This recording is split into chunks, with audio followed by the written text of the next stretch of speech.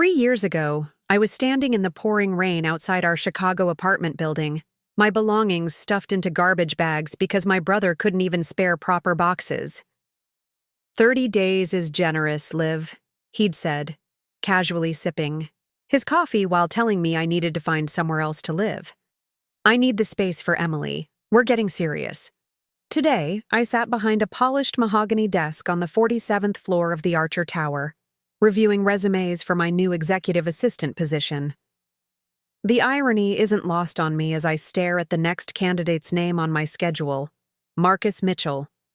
My brother has no idea he's about to interview with the sister he once deemed a financial burden, now the youngest vice president in Vertex Innovations history.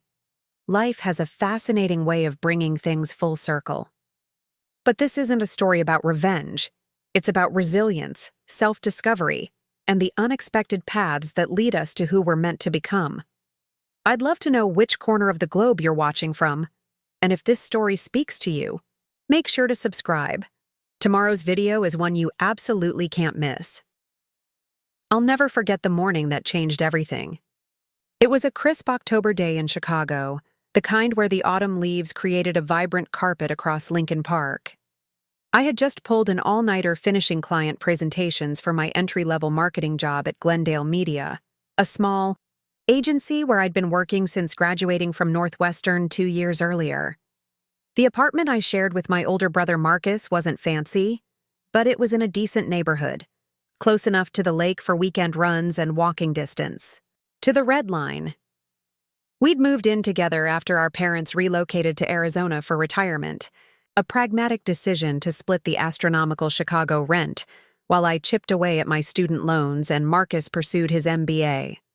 That morning, I shuffled into our kitchen, desperate for caffeine, only to find Marcus and his girlfriend Emily already there, looking suspiciously comfortable and exchanging meaningful glances.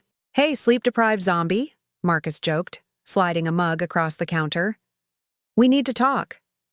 Something in his tone made me pause. Marcus had always been the responsible one in our family.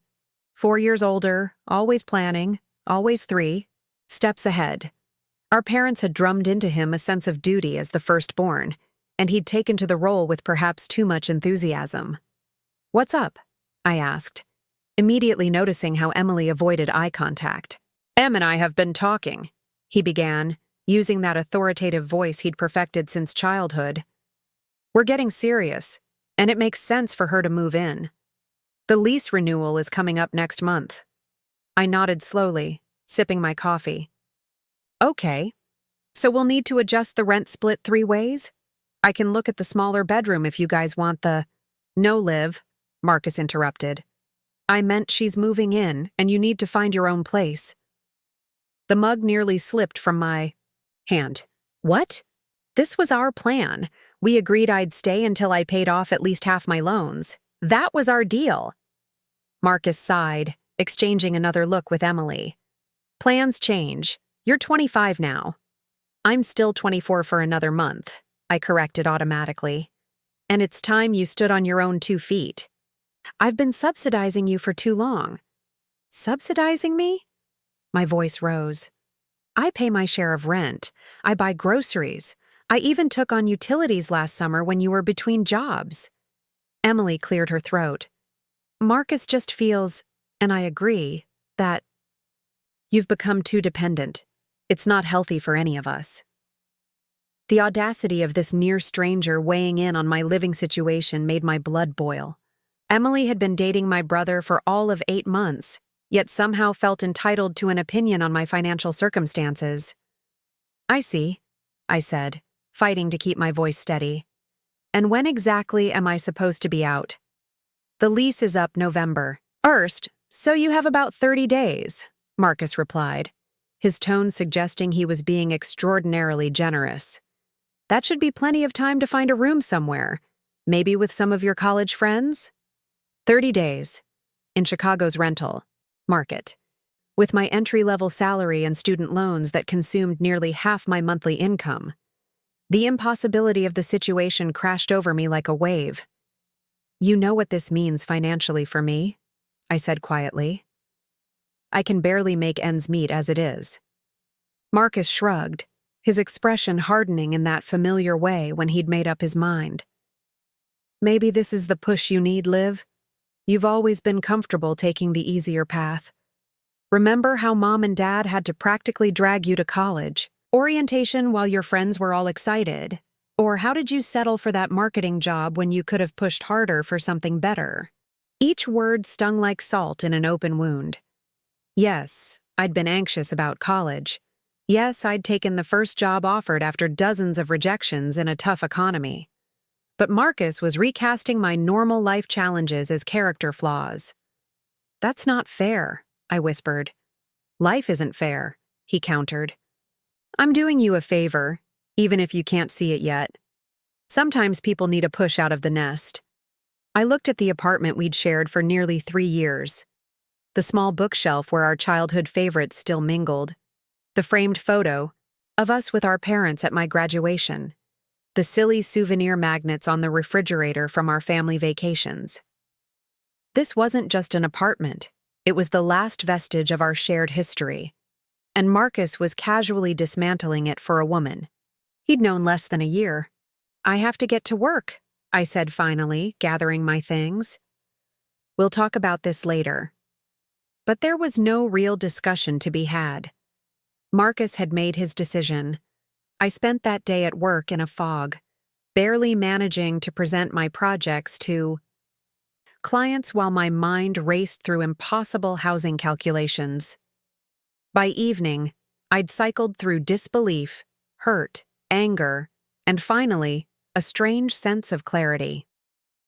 That night, as Marcus and Emily went out for dinner, I sat alone in my soon-to-be former bedroom and opened my laptop. If I needed to stand on my own, as Marcus so confidently proclaimed, then perhaps it was time to reimagine what that could look like. Not just surviving, but thriving on my terms. I stayed up until 3 a.m., not tearfully browsing apartment listings, as Marcus might have expected, but researching something else entirely: the emerging field of digital transformation consulting, where my marketing background and creative problem-solving might actually be valued. By morning, I had a plan, not just for the next 30 days, but for the next 3 years. What Marcus saw as pushing me out of the nest would become the catalyst for a journey neither of us could have anticipated. Sometimes being forced to the breaking point is exactly what we need to discover how strong we truly are. The next morning, with dark circles under my eyes and a new determination in my heart, I arrived at Glendale Media an hour early. The office was quiet, just the way I needed it to be for what I was about to do. I'd spent the night researching digital transformation consulting, a field that combined marketing strategy with technology implementation to help traditional businesses adapt to the digital age. My marketing degree and 2 years of hands-on experience gave me a foundation, but I needed more specialized knowledge to make the leap. As I settled at my desk with a triple-shot espresso, I pulled up the application for Skyline Consulting's Digital Innovation Fellowship, a competitive 6-month program that accepted just 20 candidates nationwide. The deadline was tomorrow, and the program began in exactly 34 days. The timing wasn't coincidental. If accepted, the fellowship came. With a modest stipend and temporary housing in Boston, it would solve my immediate housing crisis and potentially open doors I hadn't previously considered. The catch? I would need to quit my current job, move to a new city, and compete against candidates with far more impressive resumes than mine. "You're here early." I jumped at the voice, minimizing my browser window. Diane Reynolds, Glendale's creative director, stood in my doorway with an amused expression. At 42, Diane was everything I aspired to be: confident, respected, and unapologetically brilliant. She'd built her career from scratch after dropping out of college, and rumor had it she'd turned down job offers from major agencies to stay at our small firm. "Just catching up on some work," I said, trying to sound casual. Diane's eyes narrowed slightly. "Funny, because your Prescott presentation yesterday looked like it was thrown together by someone who'd rather be anywhere else. That's not like you, Olivia." My cheeks burned with embarrassment. The Prescott account was our biggest client, and I'd been distracted during the entire presentation. "I'm sorry," I said. "Personal stuff. It won't happen again." Diane stepped into my office and closed the door. "Want to talk about it? And don't say I'm fine, because we both know that's corporate speak for I'm drowning, but too proud to admit it." Something about her directness broke through my carefully constructed composure. Before I knew it, I was telling her everything. Marcus, kicking me out, my financial situation, and my late-night plan to apply for the Skyline Fellowship. When I finished, Diane was quiet for a long moment. "So you'd leave Glendale? Just like that?" "I don't have many options," I admitted. "And honestly, I've hit a ceiling here. We both know the promotion track is glacial, and I can't afford to wait years for a salary increase." Diane tapped her fingers on my desk, a habit she had when thinking deeply. "What if there was another option? One that didn't involve throwing yourself into the shark tank of management consulting without any experience?" "I'm listening." "Archer, Media is looking for someone to head up their new digital marketing division in New York. It's a director-level position, ambitious for someone your age, but not impossible." My heart skipped a beat. Archer Media was one of the fastest-growing digital publishers in the country, recently acquired by Vertex Innovations, a tech giant expanding into media. "Why are you telling me this?" I asked cautiously. "I'm nowhere near qualified for a director position." Diane smiled. "Because the hiring manager is Taylor Bennett, my former mentee. Because you have raw talent that's being wasted on local accounts. And because I recognize that look in your eyes, it's the same one I had when I realized I needed to bet on myself or watch my potential slowly die." She pulled out her phone and typed something quickly. "I just texted Taylor that she should expect your application. The listing hasn't gone public yet. It will next week. That gives you a head start." My mind raced. New York, director level, a salary that would actually allow me to live independently. It seemed too good to be true. "This is incredibly generous," I said. "But why would they hire me over candidates with actual leadership experience?" "Because what they need isn't just experience, it's vision," Diane replied. "Anyone can learn processes and protocols. Not everyone can spot opportunities others miss or connect dots across different industries. That presentation you did last month on the future of interactive marketing, that's the kind of thinking they need." I remembered that presentation, a side project I'd worked on after hours, analyzing how gaming mechanics could transform traditional marketing campaigns. My colleagues had politely applauded, but most thought it was too experimental for our conservative clients. "I don't even have a place to live right now," I said, the reality of my situation crashing back. "How am I supposed to relocate to New York?" "The position comes with relocation assistance," Diane said. "And Taylor owes me enough favors that I could probably convince her to expedite the process if you get the job." She paused. "But, Olivia, you'd need to nail this interview. This isn't entry-level where enthusiasm compensates for gaps in experience. You'd need to come with a concrete vision for their digital strategy." My mind was already racing ahead, ideas forming faster than I could process them. "I think I can do that." "Good." Diane stood up. "Now, I'm going to need that Prescott presentation, redone by noon. Your personal crisis doesn't give you a pass on delivering excellent work, especially if you want a recommendation from me." She headed for the door, but turned back. "And Olivia? Don't tell anyone else about this opportunity. Office politics can get ugly when people feel leapfrogged." A lot of love and effort went into bringing this story to life. If you're enjoying it, we'd be so grateful if you'd subscribe to our channel. Now, back to where we left off. After Diane left, I sat in stunned silence for several minutes. Then I opened a new document and began outlining my application for Archer Media. By lunchtime, I had completely reworked the Prescott presentation and sketched the bones of what would become my digital vision for Archer. That evening, I returned. to the apartment to find Marcus and Emily cuddled on the couch, looking through apartment listings for themselves. "Hey," Marcus said casually. "How was work?" "Interesting," I replied, heading straight to my room. I didn't have the energy to make small talk while they planned their future in the space that was evicting me from mine. Inside my room, I locked the door and pulled out my laptop. The Archer Media application would require all my focus. I stayed up until 2 a.m., crafting a comprehensive digital strategy that combined influencer partnerships, interactive content platforms, and AI-driven personalization, all areas where Archer had yet to establish dominance.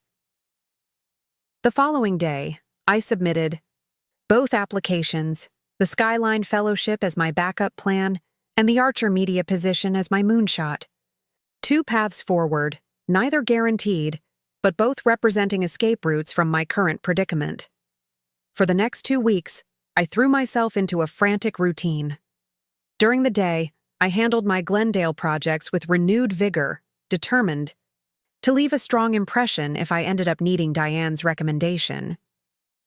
Evenings were spent apartment hunting in case both opportunities fell through, and researching New York's neighborhoods and cost of living for the slim chance the Archer position materialized.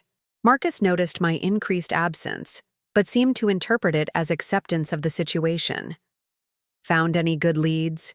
he'd ask occasionally, his tone suggesting he was fulfilling some brotherly obligation to care about my housing crisis. "Working on it," I'd reply vaguely, unwilling to share my plans. Something had shifted in me since that morning in Diane's office. I didn't want Marcus's advice or approval anymore. For the first time, I was charting a course completely independent of his influence. 18 days after submitting my application, I received an email from Taylor Bennett at Archer Media requesting a video interview. My hands shook so badly I could barely click the calendar link to schedule it. The interview was set for the following Tuesday at 9 a.m. I would need to call in sick to Glendale. The weekend before the interview, Marcus cornered me in the kitchen. "Liv, it's been nearly 3 weeks. The lease renewal is due next week and you haven't said anything about where you're moving. I need to know your plan." I measured my words carefully. "I'm working on something that might take me out of Chicago entirely. I should know by the end of next week." Marcus's eyebrows shot up. "Out of Chicago? What are you talking about? Your job is here." "For now," I replied, surprising myself with how calm I felt. "Things change." His expression flickered between confusion and skepticism. "Is this a reaction to the apartment situation? Because throwing away your job security out of spite isn't a smart move." The condescension in his tone would have crushed me weeks ago. Now, it merely reinforced my resolve. "This isn't about you, Marcus. It's about what I want for my career, which, believe it or not, doesn't revolve around your opinions." He stared at me as if seeing someone unfamiliar. "Where would you even go? And with what money?" "I guess we'll find out soon," I said, walking away before he could interrogate me further. Tuesday morning arrived with a mixture of anticipation and terror. I set up my laptop in my bedroom, having arranged a backdrop of neatly organized bookshelves, the only part of my increasingly packed-up room that looked professional. Dressed in a navy blazer with a simple blouse, I looked more confident than I felt as Taylor Bennett's face appeared on my screen. "Olivia Mitchell," she said with a warm smile. "Diane speaks very highly of you, which doesn't happen often. Let's see if you live up to the hype." What followed was the most challenging 2 hours of my professional life. Taylor grilled me on everything from content monetization strategies to management philosophy. She presented real problems Archer was facing and asked for on-the-spot solutions. She questioned assumptions in my proposal and pushed me to defend my recommendations with data. By the end, I was mentally exhausted but exhilarated.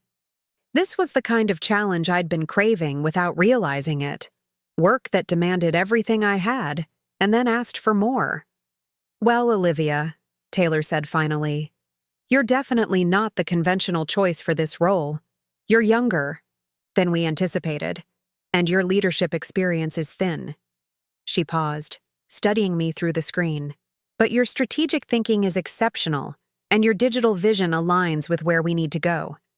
My heart pounded as I waited for the verdict. I'd like you to come to New York next week for a final round of interviews with the executive team, she continued. If that goes well, we might have a place for you at Archer. I'll have HR contact you with details about flights and accommodations. It took every ounce of professionalism not to scream with joy. Thank you for the opportunity, I managed. I look forward to meeting the team. After ending the call, I allowed myself exactly 1 minute of ecstatic dancing around my bedroom before reality set in. I hadn't secured the job yet, and I still had no guarantee of solving my housing crisis. But for the first time since Marcus had delivered his eviction notice, I felt a surge of genuine hope. That evening, as I researched Archer's executive team in preparation for the next round, my phone buzzed with a text from Diane. Taylor called. Consider me impressed. Don't screw up the final round. I smiled at her characteristic bluntness. Then another text came through, this one from an unfamiliar number. This is Anna from Skyline Consulting. Congratulations on being selected for our Digital Innovation Fellowship. Please call to discuss next steps. 2 paths had suddenly opened before me. Now I just had to decide which one to take. 2 opportunities, 2 cities, 2 completely different trajectories for my career. The Skyline Fellowship offered security, a clear program with defined parameters, temporary housing included, and the prestigious consulting background that would open doors throughout my career. The Archer Media position was riskier, a director role I wasn't objectively qualified for, in the most competitive city in America, with expectations that would test my limits daily. I closed my eyes, thinking about the person I'd been just 3 weeks ago, someone who played it safe, who accepted her brother's assessment of her capabilities, who never reached beyond what seemed reasonably attainable. That version of me would choose Skyline without hesitation. But I wasn't that person anymore.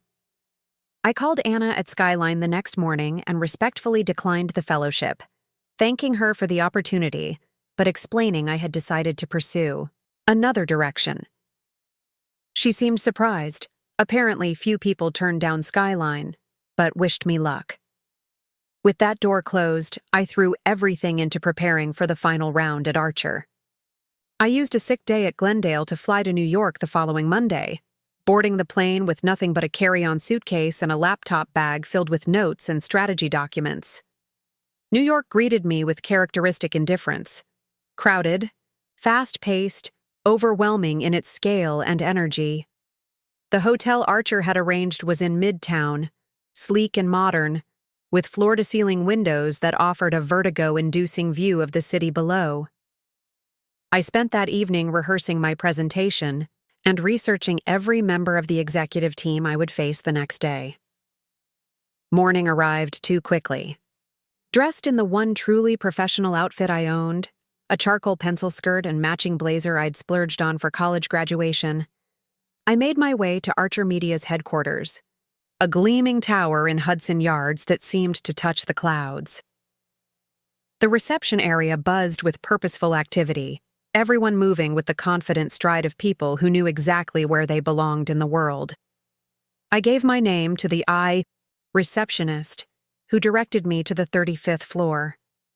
The elevator ride gave me just enough time to question every decision that had led me to this moment, before the doors opened to reveal a stunning office space with panoramic views of the city. Ms. Mitchell, a polished woman in her 50s, approached with an outstretched hand. I'm Rebecca Hargrove, VP of Operations. We're set up in the boardroom. Everyone's eager to meet you. The everyone turned out to be 6 executives seated around a massive glass table, including Taylor Bennett and the CEO of Archer Media, James Wilson. Their combined experience probably totaled more years than I'd been alive. I forced a confident smile, remembering Diane's advice. They're not looking for someone who knows everything. They're looking for someone who isn't afraid to figure it out. Good morning, I began, connecting my laptop to the presentation screen. Thank you for the opportunity to share my vision for Archer Media's digital future. For the next 45 minutes, I outlined a comprehensive strategy that would position Archer at the intersection of traditional publishing and innovative digital experiences. I discussed audience segmentation, content monetization, and the integration of emerging technologies like augmented reality and interactive storytelling. When I finished, there was a moment of silence that stretched just long enough to make me nervous. Then James Wilson leaned forward. Ms. Mitchell, your proposal is ambitious. Some might say unrealistically so, given our current infrastructure and the competitive landscape. I nodded, anticipating this challenge. Ambitious, yes, but incrementalism won't distinguish Archer in a crowded market. The strategy I've outlined can be implemented in phases, beginning with the highest impact, lowest resource initiatives to build momentum and demonstrate value. And you believe you're the person to lead this transformation? Asked a woman I recognized as the Chief Revenue Officer. Your background is primarily in traditional marketing for local clients. It was the question I'd been dreading, the one that highlighted the gap between my experience and the role's requirements. But something about being 3,000 miles from Chicago, from Marcus and his low expectations, freed me to answer with unexpected conviction. My background has given me unique insights into how traditional and digital strategies can complement each other, I replied. I've consistently identified opportunities that others missed because they were too entrenched in conventional thinking. What I lack in years of experience, I make up for in vision and adaptability. I paused, then added something I hadn't planned to say. Archer needs someone who can envision and build the future, not just maintain the status quo. I'm that person. The room fell silent again. Taylor caught my eye and gave an almost imperceptible nod of approval. The conversation shifted to specific questions about implementation timelines, resource allocation, and how I would structure the new department. With each answer, I felt more certain that this was where I belonged, in a room where ideas mattered more than age or tenure. After nearly 3 hours, Rebecca showed me out, promising they would be in touch within the week. I left the building, in a daze, simultaneously exhausted and exhilarated. Whatever the outcome, I had given everything I had. Back at my hotel, I checked my phone to find 3 missed calls from Marcus and a text that read simply, "Need to know your move-out date. Call me." I ignored it, too mentally drained to deal with his demands. 2 days later, I was back in Chicago, pretending everything was normal at Glendale while internally calculating how quickly I could pack up my life if the Archer offer came through.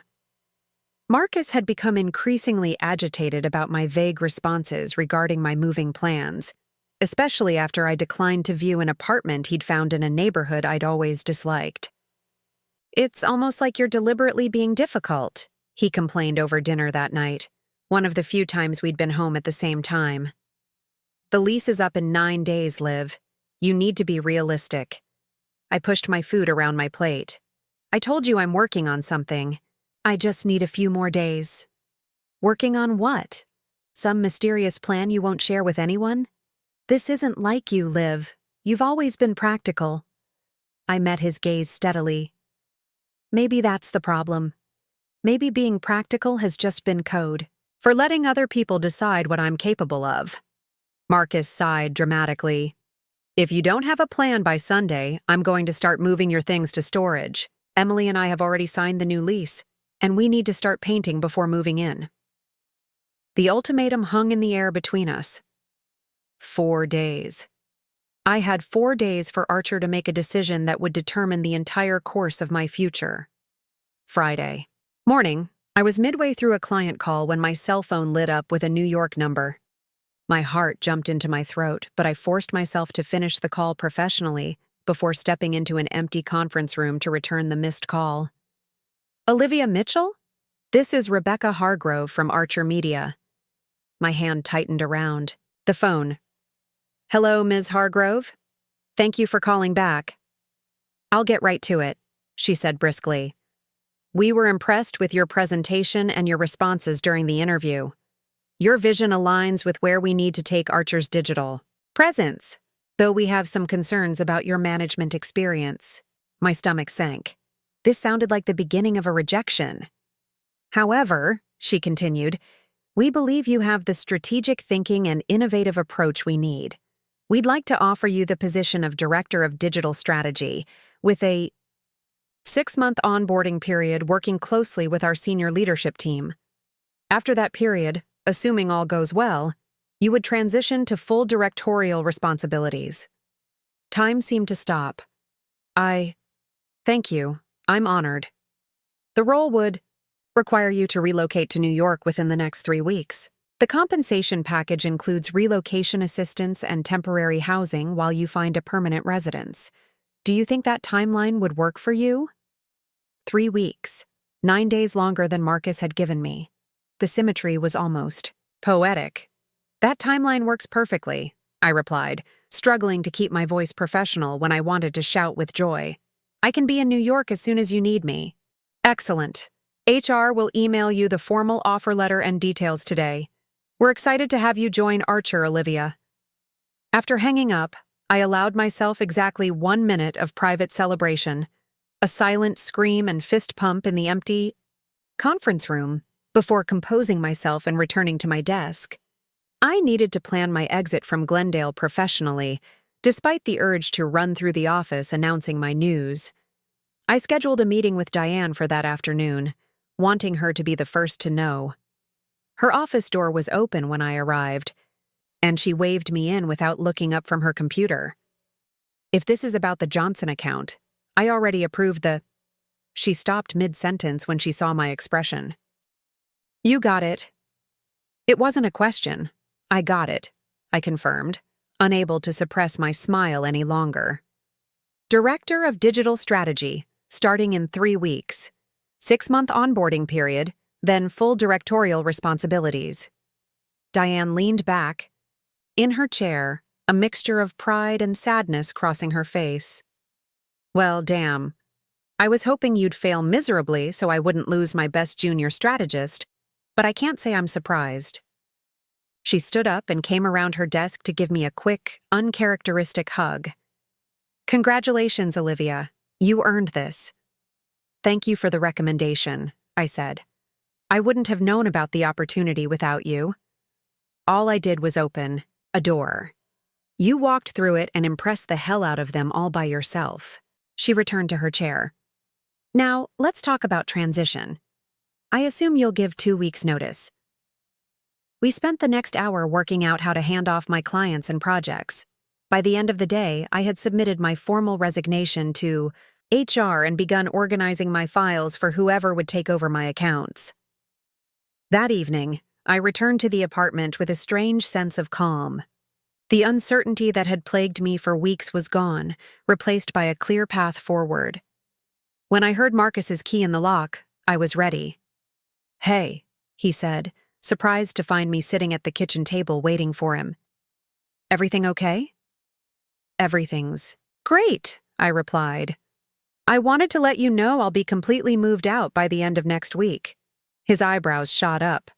Really? You found a place? Where? I allowed myself a small smile. New York. New York? He repeated, clearly thinking he'd misheard. What are you talking about? I've accepted a position as Director of Digital Strategy at Archer Media. I start in 3 weeks. Marcus stared at me as if I'd announced I was moving to Mars. Director? At Archer Media? That's not possible. You're a junior marketer at a local agency. The dismissal in his tone would have crushed me a month ago. Now, it merely confirmed I was making the right choice. I'm whatever I decide to be, Marcus. And starting next month, I'll be building and leading the digital division for one of the fastest-growing media companies in the country. I stood up, gathering the research materials I'd been reviewing. I've already ordered packing supplies. I won't need any help. As I walked past him toward my bedroom, he caught my arm gently. Liv, wait.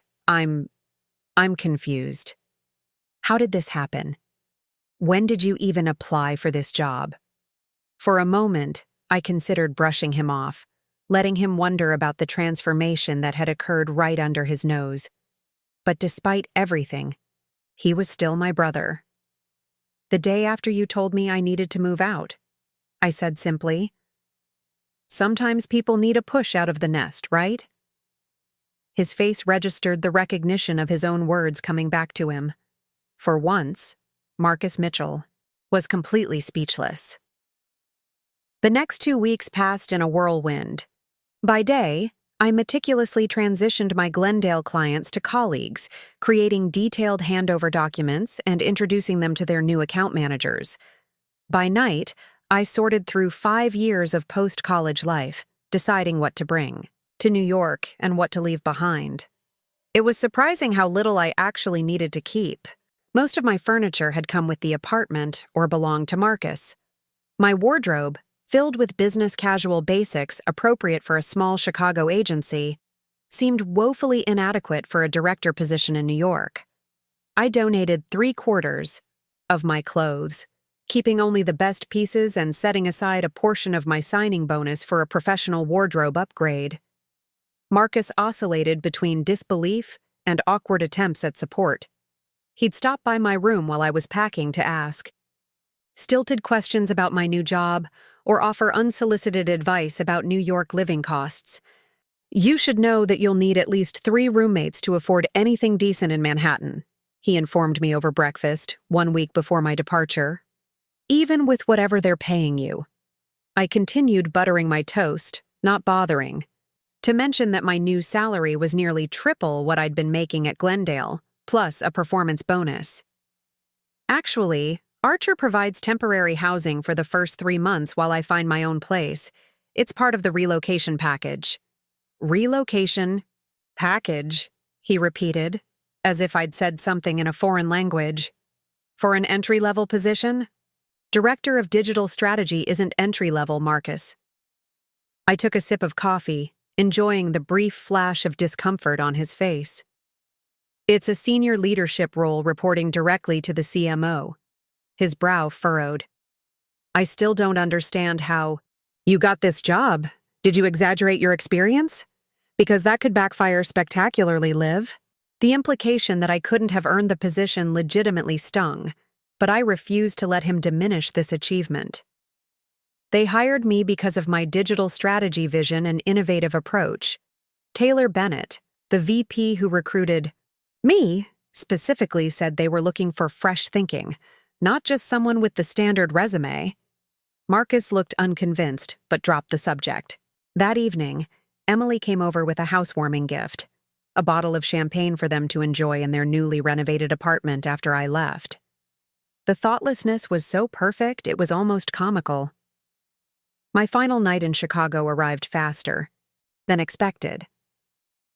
My room was empty, except for 2 suitcases and a carry-on bag holding everything I would take to my new life. Marcus had gone out with friends, leaving me alone in the apartment that had been my home for 3 years. I walked through each room, memories floating up with each step: holiday dinners at the dining table, movie nights on the couch, morning coffee by the window overlooking the park. For all his flaws, Marcus had been my anchor in Chicago after our parents moved to Arizona. We'd shared inside jokes, holiday traditions, and the unique shorthand of siblings who grew up navigating the same family dynamics. Now I was stepping into a future where, for the first time, my life wouldn't be defined in relation to my family's expectations or my brother's shadow. The realization brought an unexpected wave of emotion. Not regret, but a complex mixture of anticipation, anxiety, and something like grief for the simplicity I was leaving behind. I was exchanging the known, however imperfect, for the vast uncertainty of a new city, a challenging job, and an identity I was still discovering. My flight to New York left at 9 a.m. the next morning. Marcus had promised to drive me to the airport, a final gesture of brotherly duty. When my alarm went off at 6 a.m., I found him already in the kitchen making coffee. "Couldn't sleep," he mumbled when I appeared with my luggage. "Figured you'd Want coffee before we go?" We drove to O'Hare in relative silence, the early morning traffic lighter than usual. As we approached the departure terminal, Marcus cleared his throat.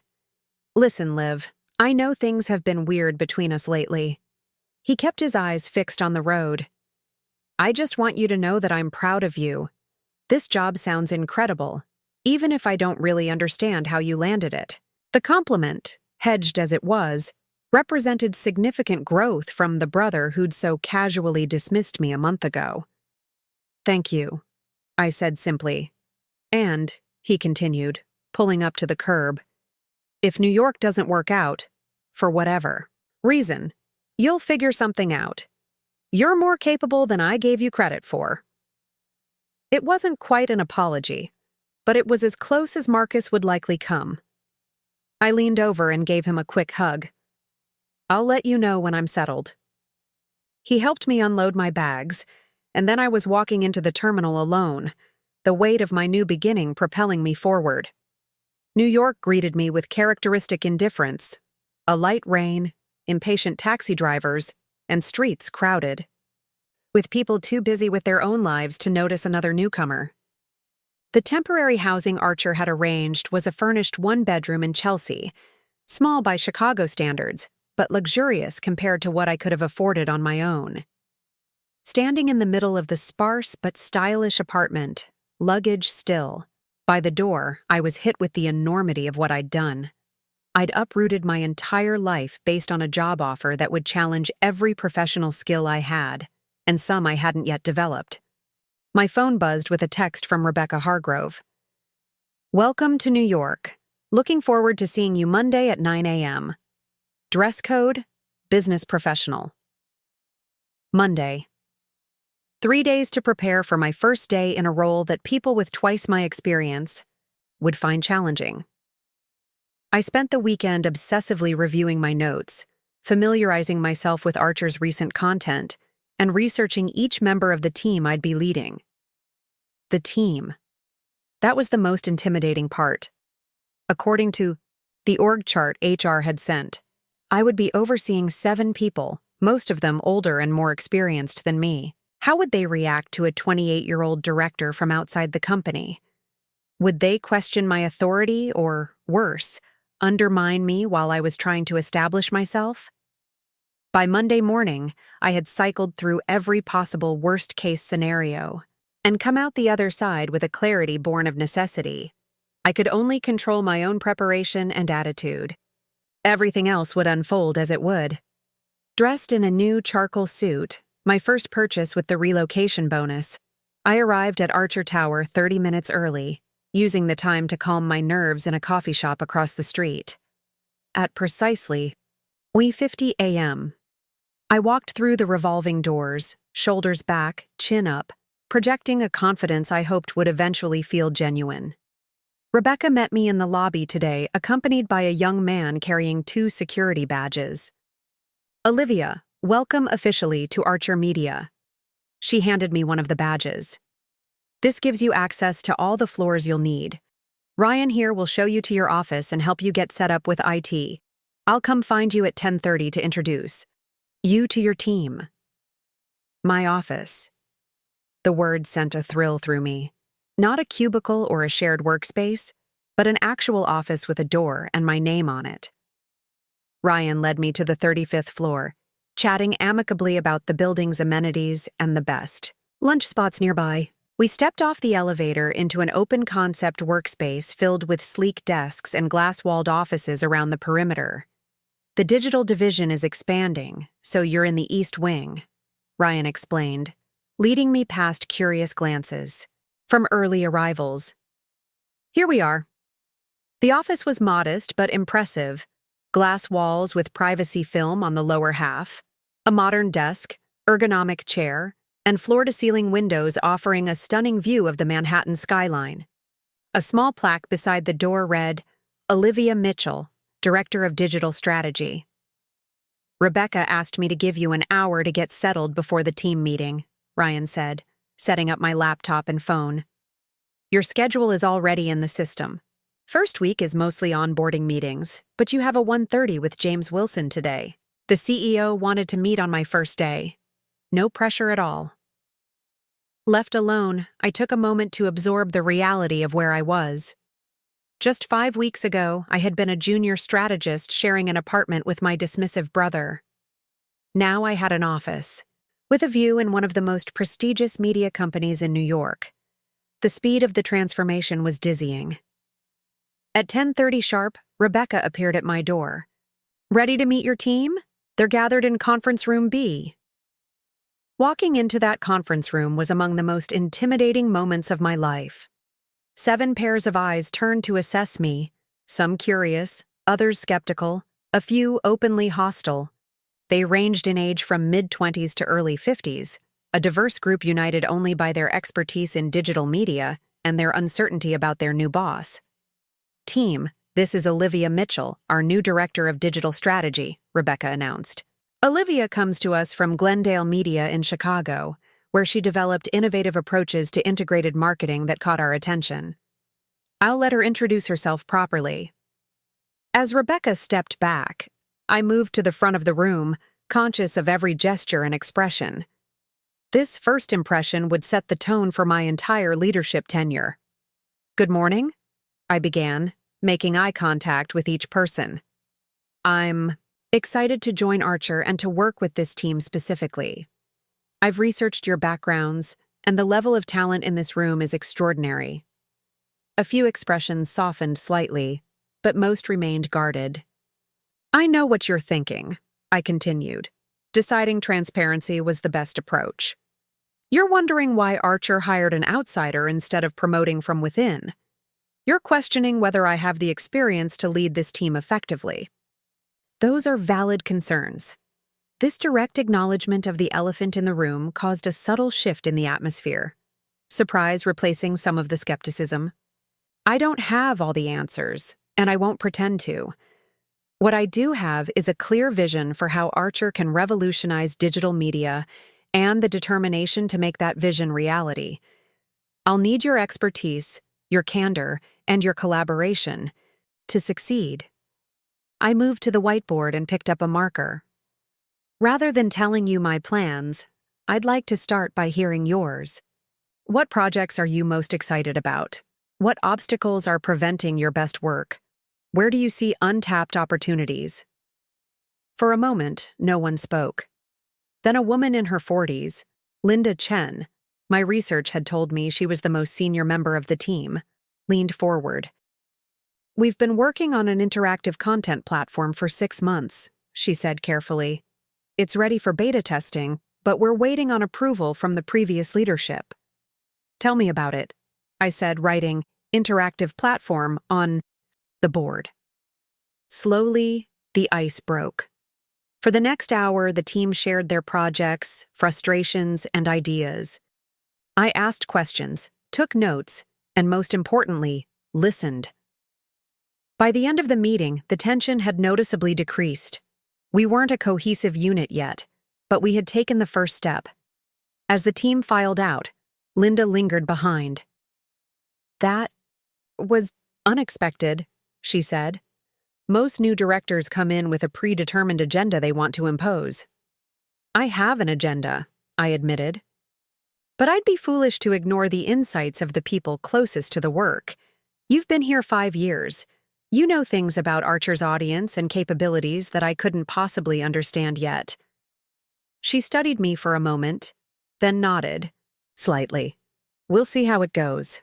Good luck with James this afternoon. He can be intense." With that cryptic warning, she left me to prepare for my meeting with the CEO, wondering if I had made any inroads with my new team or simply postponed their judgment until I inevitably made my first mistake. The meeting with James Wilson was scheduled for precisely 30 minutes, a clear message about the value of the CEO's time. I arrived 5 minutes early, portfolio in hand, to find his assistant vigorously typing at a sleek desk outside an imposing corner office. "Olivia Mitchell for Mr. Wilson," I said, trying to keep my voice steady. The assistant, a polished man, in his 30s with an impeccable suit, looked up with a practiced smile. "He's on a call. You can wait over there." He gestured to a small seating area with a view of the Manhattan skyline. I used those minutes to collect my thoughts, reviewing the notes I'd taken during the team meeting. The interactive platform Linda had mentioned seemed promising, a way for readers to customize their content experience based on interests and reading patterns. If executed well, it could revolutionize how Archer delivered personalized content and significantly increase user engagement metrics. Ms. Mitchell? The assistant's voice interrupted my thoughts. Mr. Wilson will see you now. James Wilson's office was minimalist but impressive. Floor-to-ceiling windows, a glass desk with nothing on it except a laptop and a single notebook, and a small seating area with modern leather chairs. The man himself stood as I entered, his tall frame accentuated by a perfectly tailored suit. At around 50, with salt and pepper hair and piercing blue eyes, he embodied the image of a successful media executive. Olivia, welcome to Archer. His handshake was firm but not aggressive. How was your first morning? Productive, I replied, taking the seat he indicated. I met with the digital team and got a comprehensive overview of their current projects. His eyebrow raised slightly. And your assessment. Direct question. Direct answer. No hedging. There's substantial talent and several promising initiatives, particularly the interactive content platform, but they've been operating without clear strategic direction, which has created inefficiencies and competing priorities. Wilson nodded, studying me with an intensity that made me glad I'd done my homework. And what do you plan to do about that? In the short term, I'll establish clear objectives and success metrics for each project, prioritizing those with the highest potential impact on user engagement and revenue. I opened my portfolio and handed him a one-page summary I'd prepared during lunch. By the end of the week, I'll have a 30, 60, 90-day plan for your review, focusing on quick wins and foundational changes. He glanced at the document, then set it aside. Impressive preparation. Most new directors spend their first week getting lost between floors and learning where the coffee machines are. I smiled, but didn't let the compliment distract me. I don't have the luxury of a gentle onboarding period. The digital landscape changes too quickly, and Archer needs to accelerate its transformation to stay competitive. For the next 20 minutes, Wilson fired questions about everything from content monetization strategies to my views on emerging technologies. I answered each one directly, acknowledging when I didn't have complete information, but outlining how I'd approach finding solutions. As our time drew to a close, Wilson leaned back in his chair. Rebecca and Taylor spoke highly of your vision, but they had concerns about your management experience. How do you plan to lead a team of people who have been at Archer longer than you've been in the workforce? It was the question I'd been expecting, the one that addressed the elephant in the room. By recognizing that technical expertise and leadership are different skill sets, I replied. My team members are experts in their domains, and I won't pretend to match their specialized knowledge. My role is to provide strategic direction, remove obstacles, and create an environment where their expertise can drive innovation. Wilson's expression remained neutral, but something shifted in his eyes. Approval, perhaps, or at least recalibrated expectations. Well said. He stood, signaling the end of our meeting. I look forward to seeing your 90-day plan. As I returned to my office, my phone buzzed with a text from Marcus. How's the big job going? Apartment still standing without you. It was his version of checking in, part genuine concern, part reminder that he expected me to struggle without his guidance. I tucked the phone away without responding. My Chicago life felt increasingly distant, like a story I'd read about someone else. Here, in this glass-walled office with my name on the door, I was becoming a different version of myself. More confident, more focused, more determined to prove that I belonged exactly where I was. The rest of the week passed in a blur of meetings, strategy sessions, and late nights researching Archer's competitors and market position. By Friday, I had completed my promised 90-day plan, a comprehensive document outlining immediate priorities, resource allocations, and measurable objectives for the digital division. Rebecca reviewed it first, offering pointed feedback that I incorporated before submitting the final version to Wilson. His response came within hours, a single-line email that read simply, "Approved. Implement and report weekly progress." With official approval secured, I called my first full team meeting on Monday morning. The conference room held the same 7 faces, but the atmosphere had shifted from skeptical to cautiously attentive. They'd had a week to observe me, to gauge whether I was just another executive with big talk and little substance, or someone worth following. "I've submitted our strategic plan to leadership and it's been approved," I began, distributing printed copies. "This outlines our priorities for the next 90 days, including resource allocations and success metrics." Linda Chen flipped through the document, her expression carefully neutral. "The interactive platform is listed as our top priority." "Yes," I confirmed. "Based on what I've seen, it has the highest potential impact on both user engagement and subscription conversion. I want it launched within 30 days. The team exchanged glances. A younger team member, Ryan Martinez, one of the front-end developers, spoke up. "The previous director said we needed another quarter of development before launch."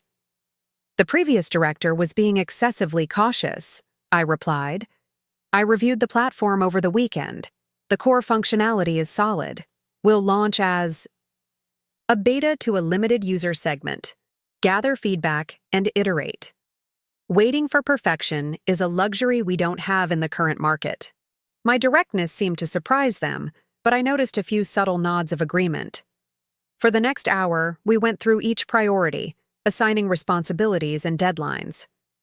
By the end, there was a palpable shift in energy. The team had a clear direction and, perhaps more importantly, permission to move forward with projects they believed in. As everyone filed out, Linda lingered again. 30 days is aggressive," she said once we were alone. "But doable," I replied. "You built something remarkable. I want users experiencing it, not just hearing about it in development meetings." She studied me for a moment, then nodded. "We'll make it happen." That exchange marked a turning point with my team. Over the next 3 weeks, I saw a transformation in how they responded. Meetings became more productive, ideas flowed more freely, and progress accelerated beyond my expectations. They weren't just following my direction, they were bringing their own innovation to the table, energized by having their work prioritized and protected from bureaucratic delays. The interactive platform launched exactly 28 days after that meeting, initially to 10,000 selected users. The feedback was overwhelmingly positive, with engagement metrics exceeding our projections by 35%. When I presented the results at the executive leadership meeting, even the most skeptical directors couldn't argue with the numbers. As the 30-day mark of my tenure approached, I found myself settling into a rhythm. My days were challenging but fulfilling, filled with the kind of substantive work I'd always craved. My team had begun to trust my judgment, and I was learning to trust their expertise. The temporary apartment in Chelsea had started to feel like home, decorated with small touches that reflected my emerging New York identity. One evening, as I was working late finalizing our 60-day progress report, Rebecca stopped by my office. "You should know," she said without preamble, "that James mentioned your platform launch in the board meeting today. He called it exactly the kind of innovation Archer needs to stay ahead of the curve." Coming from Wilson, this was effusive. Praise. "That's good to hear." "More than good," Rebecca replied. "James doesn't give compliments easily, especially to new directors." She leaned against the doorframe. "The 90-day probationary period was mostly a formality, but consider it officially waived. The role is fully yours." The relief and pride that washed over me was profound. I had gambled everything on this opportunity, and the bet was paying off. "Thank you for taking a chance on me," I said. "I know I wasn't the conventional choice," Rebecca smiled slightly. Conventional choices rarely lead to exceptional outcomes. Keep proving us right. She turned to leave, then paused. Oh, and HR asked me to remind you that your temporary housing allocation ends in 6 weeks. They can help with finding a permanent place if you need assistance. After she left, I stood by the window, looking out at the Manhattan skyline now glittering with evening lights. 6 weeks to find a permanent home in New York. The thought should have been daunting, but instead, it filled me with a quiet excitement. This city, once just a distant dream, was becoming mine. My phone buzzed with an incoming call, my parents' number. I hesitated, then answered. Livy. My mom's voice filled the line, warm and familiar. We've been trying to reach you for days. Marcus said, You've moved to New York for some big job? I hadn't spoken to my parents since the move, partly because of the chaos of starting the new position, but also because I wasn't sure how to explain the dramatic shift in my circumstances. They had always deferred to Marcus's assessment of situations, viewing him as the practical, responsible one. I did, I confirmed. I'm now the director of digital strategy at Archer Media. Director? That sounds important. The surprise in her voice was evident. Marcus mentioned something about a marketing position, but he didn't say it was at the director level. Of course he hadn't. It's a senior leadership role, I explained. I oversee the digital division and report directly to the CMO. Well, that's wonderful, honey. Her tone shifted from confused to impressed. Your father and I are so proud. We should come visit you once you're settled, maybe during the holidays? The idea of hosting my parents in New York, showing them the life I was building, unexpectedly appealed to me. I'd like that, I said. I should have a permanent place by then. After we hung up, I returned to my report with renewed focus. The AOE validation from Wilson and Rebecca had reinforced what I was beginning to truly believe. I belonged here, in this role, in this city. The doubts that had plagued me, and that Marcus had so readily reinforced, were fading with each successful initiative and strategic decision. 2 months after being kicked out of my apartment, I had transformed a personal crisis into the catalyst for professional reinvention. The woman who had once been defined by her brother's low expectations was now defining herself through her own vision and achievements. And this was just the beginning. By the 3-month mark at Archer Media, I had settled into a rhythm that felt both challenging and natural. The interactive platform had moved from beta to full launch, attracting industry attention and significantly boosting user engagement metrics. My team had expanded to 11 members, with budget approval to hire 3 more specialists in the coming quarter. My 90-day review with Rebecca and the executive committee had resulted in an expanded mandate and resources. On a crisp October morning, almost exactly 6 months since Marcus had told me I needed to move out, I stood in the lobby of a sleek, high-rise in Brooklyn Heights, waiting for the real estate agent to show me what would potentially become my permanent home. After viewing countless apartments across Manhattan and Brooklyn, I had narrowed my search to 2 options. This 2-bedroom with a view of the Manhattan skyline was my favorite, though slightly beyond what I'd initially planned to spend. What? Do you think? Asked Sandra, the real estate agent, as we toured the space. The southern exposure means great natural light all day, and the building amenities are among the best in the neighborhood. I walked to the floor-to-ceiling windows, taking in the panoramic view of the Brooklyn Bridge and the Manhattan skyline beyond. It's perfect, I said simply. 2 hours later, I had submitted my application and deposit. By the end of the week, I was approved, my Archer salary and title opening doors that would have been firmly closed to my former self. The following weekend, I moved in, my modest possessions barely filling the spacious rooms. Standing in my new living room that evening, surrounded by half-unpacked boxes and newly delivered furniture, I felt a surge of pride that went beyond professional accomplishment.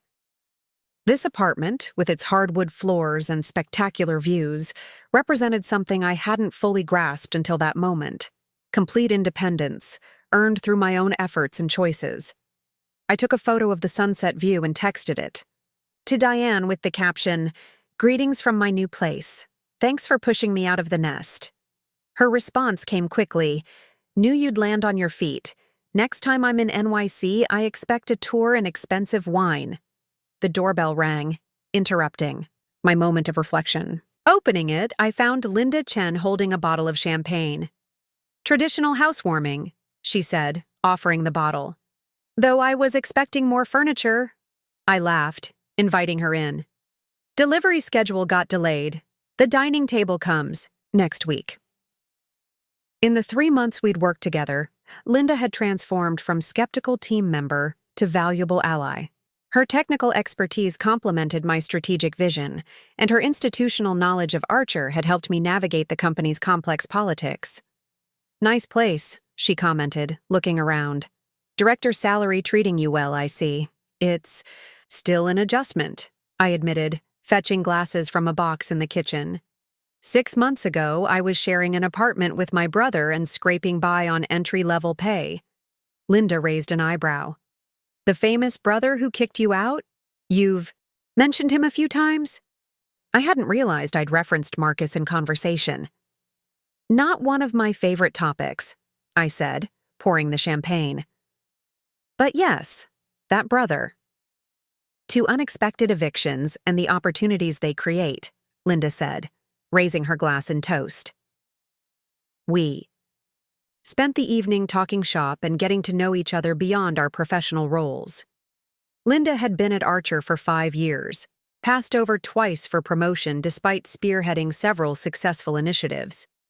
Her frankness about the company's gender bias in leadership positions explained some of her initial skepticism toward me. "I thought you were another connected hire," she admitted. "Someone's niece or family friend given a title beyond their qualifications." "And now?" I asked, curious about how she perceived me after 3 months. "Now I think you're exactly what Archer needed, someone with fresh perspective and the courage to actually implement change." She studied me over her glass. "Your brother did you a favor, in a weird way." The observation struck me as profoundly true. Marcus's cavalier dismissal had forced me to reimagine what was possible, pushing me toward opportunities I might otherwise have considered beyond my reach. The following Monday brought a new challenge. James Wilson called an emergency leadership meeting to announce that Vertex Innovations, Archer's parent company, was accelerating its digital transformation initiatives across all subsidiaries. Each division would need to present comprehensive digitization strategies to the board in 3 weeks. "Olivia," Wilson said, turning to me as the meeting concluded, "I want you to lead this for Archer. Your digital division has outperformed every other team in terms of innovation and execution. Expand your thinking to encompass the entire company's digital presence." The assignment was a vote of confidence, but also a significant elevation in responsibility. Instead of just my division, I would need to create a comprehensive strategy for Archer's entire operation: editorial, advertising, subscription services, and content distribution. I spent that evening in my new apartment, laptop open, mapping out a plan of attack. This was an opportunity to cement my position at Archer and potentially accelerate my career trajectory even further. By midnight, I had a framework and a list of key stakeholders across departments whose input I would need to gather. The next 3 weeks were among the most intense of my professional life. I conducted stakeholder interviews across every department, analyzed competitor strategies, and assembled a cross-functional team to develop an integrated digital roadmap. Sleep became a luxury, and my newly furnished apartment saw little of me beyond the late hours when I would collapse into bed, only to rise before dawn and continue working. Linda proved invaluable during this period, helping coordinate the technical aspects of the strategy while I focused on the business implications and presentation narrative. We developed a digital transformation plan that wasn't just about technology, but about fundamentally reimagining how Archer created and delivered value to its audience and advertisers. 3 days before the board presentation, I received an unexpected email from Marcus. The subject line read simply, "Job search." "Hey Liv, hope NYC is treating you well. I'm considering a career change and saw that Archer Media has some openings in their marketing department. Since you work there now," still weird to type that, "I thought I'd see if you have any contacts or advice. Things at Brennan and Associates aren't going as expected, and Emily's been pushing me to try something new. Thought maybe the East Coast might be worth exploring." "Let me know." Marcus. I stared at the email, a complex mixture of emotions washing over me. Marcus was asking for my help. The brother who had always positioned himself as my advisor, my practical guide through adult life, was now seeking my professional assistance. The irony was almost too perfect. More surprising was my lack of resentment. 6 months ago, I might have felt vindictive satisfaction at his career struggles, or anxiety about him potentially invading the new life I'd built. Now, those reactions seemed petty and unnecessary. My success at Archer wasn't fragile enough to be threatened by Marcus's presence, and my growth wasn't defined by his recognition or lack thereof. I closed the email without responding, deciding to focus on the board presentation first. Marcus's job search could wait until after I'd secured this next professional milestone. The morning of the presentation arrived with a mixture of nervous energy and confident preparation. I had rehearsed extensively, anticipated potential questions, and refined my delivery to be both authoritative and accessible to board members who might not fully grasp technical concepts. The boardroom at Vertex headquarters was intimidating, larger and more formal than Archer's, with a massive table surrounded by serious-faced executives representing various subsidiaries and the parent company itself. I recognized Archer's leadership team, including Wilson, but most faces were unfamiliar. Next presentation is from Olivia Mitchell, Director of Digital Strategy at Archer Media, announced Robert Langford, Vertex's CEO. Ms. Mitchell will outline Archer's digital transformation roadmap. Taking my place at the front of the room, I felt a momentary flash of imposter syndrome. This was the biggest stage of my career, filled with people who had decades more experience than me. Then I remembered Linda's words about being exactly what Archer needed, and my confidence returned. "Good morning," I began, my voice steady. "Digital transformation isn't about incremental improvements to existing processes. It's about fundamentally reimagining how we create and deliver value in a connected world." For the next 30 minutes, I walked the board through Archer's comprehensive digital strategy, from content creation and distribution to monetization and audience engagement. I outlined specific initiatives, resource requirements, and measurable outcomes, emphasizing both short-term wins and long-term competitive advantages. When I finished, there was a moment of silence. Then Robert Langford leaned forward. "Impressive presentation, Ms. Mitchell. Your approach to integrating editorial and technology operations is particularly interesting. How would you address the cultural resistance that typically accompanies such significant changes?" The question opened a thoughtful discussion about change management and organizational alignment. I found myself engaged in substantive dialogue with some of the most powerful executives in the media industry, holding my own and earning visible respect from even the most skeptical board members. As the meeting concluded, Wilson approached, with Robert Langford at his side. "Olivia, Robert would like a word." "Ms. Mitchell," Langford said, "your presentation was exactly the kind of forward thinking we need across all Vertex subsidiaries. I'd like you to join our digital transformation task force, a small group of leaders coordinating these efforts across our portfolio companies." The invitation was significant. Task force membership would mean exposure to senior leadership across Vertex and opportunities to shape digital strategy at the corporate level. "I'd be honored," I replied, already mentally calculating how to balance this new responsibility with my existing commitments at Archer. "Excellent," Langford said. "The task force meets monthly, starting next week. James will ensure your Archer responsibilities are adjusted accordingly." As they walked away, Wilson gave me a subtle nod of approval. "Well done," he said quietly. "You've made quite an impression." Later that afternoon, I returned to my office to find an email from HR. "Following your successful board presentation, we are pleased to inform you that your position has been upgraded to Vice President of Digital Strategy, effective immediately.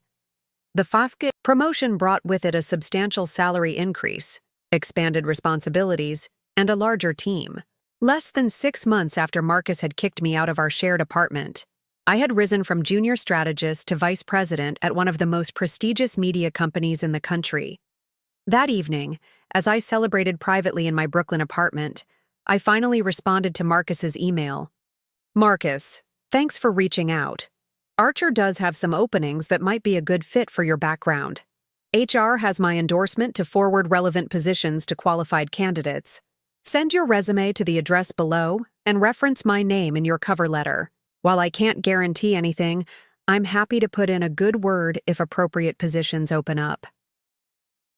Wishing you success in your search, Olivia Mitchell, Vice President, Digital Strategy, Archer Media." I deliberately used my new title and formal signature, not out of pettiness, but because it represented a truth both Marcus and I needed to acknowledge. Our relationship had fundamentally changed, professionally and personally.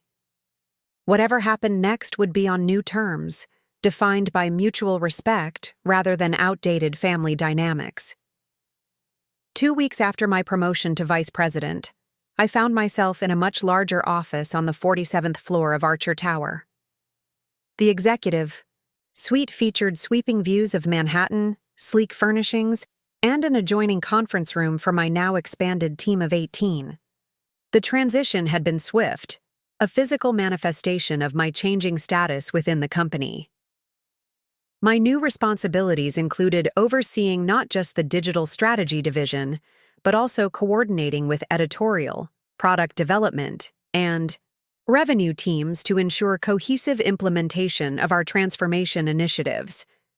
I had hired 2 associate directors to manage day-to-day operations, allowing me to focus on strategic direction and corporate-level decisions. Linda had been promoted to technical director, a well-deserved recognition of her expertise and contributions. Our working relationship had evolved into a genuine friendship, one of the few I'd developed since moving to New York. Between our demanding schedules and my Vertex task force commitments, neither of us had much time for social lives outside of work. On a Tuesday morning in early December, I was reviewing applications for a new executive assistant position. My expanded role came with additional administrative demands that were consuming too much of my strategic bandwidth. HR had screened initial candidates and forwarded 10 resumes for my consideration. I was halfway through the stack when a familiar name stopped me cold: Marcus Mitchell. For a moment, I thought I was seeing things, a trick of exhaustion after too many late nights.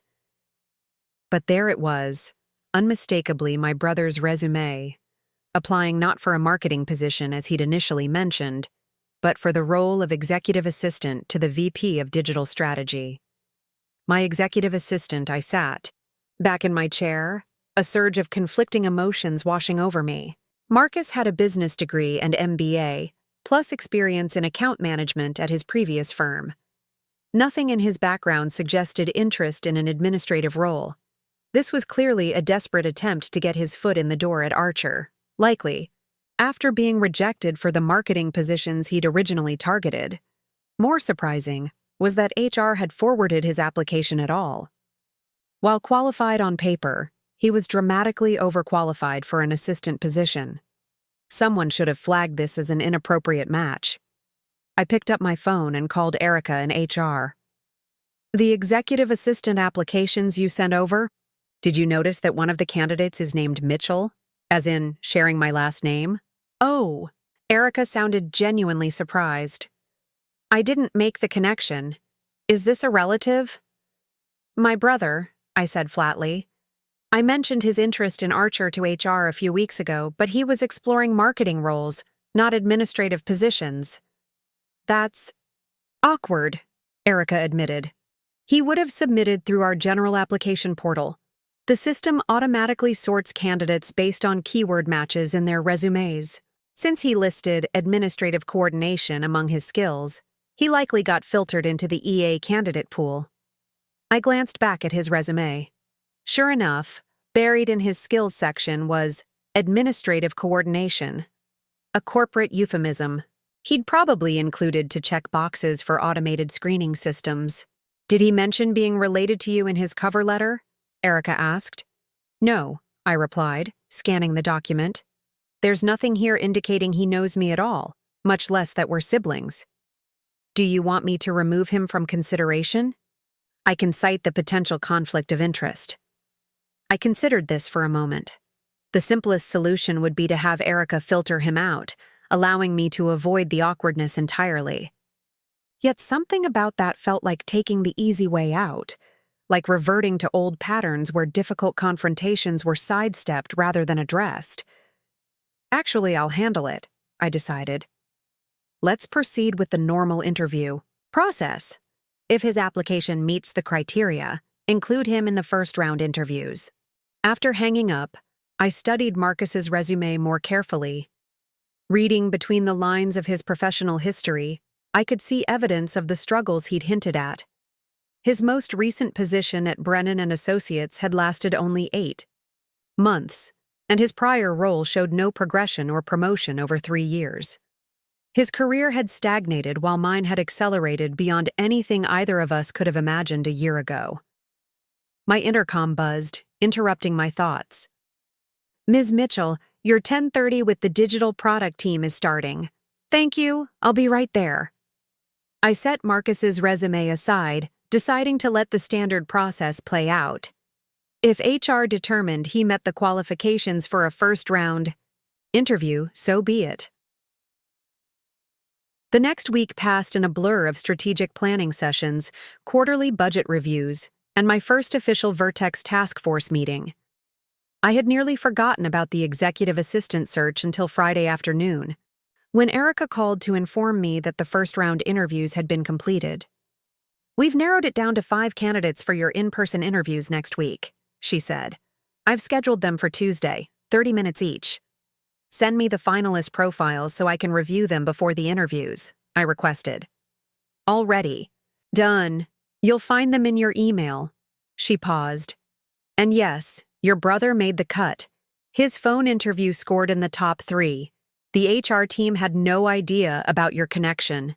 They just evaluated his responses objectively. I thanked her and opened the email, finding 5 candidate summaries with interview notes. Marcus had apparently impressed the screening team with his organizational skills, analytical thinking, and communication abilities. All qualities I knew he possessed, though I'd never imagined them applied in a support role to his younger sister. Tuesday.